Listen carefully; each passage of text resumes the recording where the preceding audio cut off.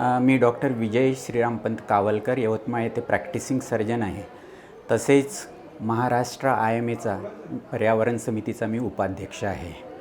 आज आपले माननीय मुख्यमंत्री श्री देवेंद्रजी यांनी अर्थसंकल्प सादर केलेला आहे आणि त्यामध्ये त्यांनी पर्यावरण या विषयाला जे महत्त्व दिलेले आहे त्याबद्दल मी त्यांचं खरोखर मनपूर्वक अभिनंदन करतो.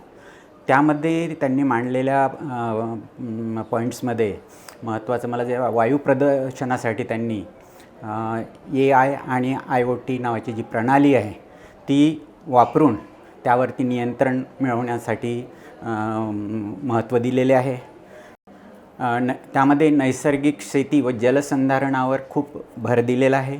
नैसर्गिक शेतीसाठी 3.22 लाख हेक्टर जमीन त्यांनी प्रस्तावित केलेली आहे. तसेच जलसंधारणाच्या कामालासुद्धा महत्त्व दिलेले आहे आणि तसेच त्यांनी जी घोषणा केलेली आहे की आपल्या महाराष्ट्राला देशामधून नॅशनल वॉटर अवॉर्ड मिळालेला आहे.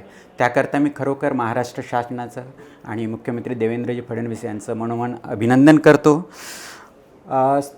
त्यांनी सौर ऊर्जा वापरालासुद्धा खूप महत्त्व दिलेले आहे.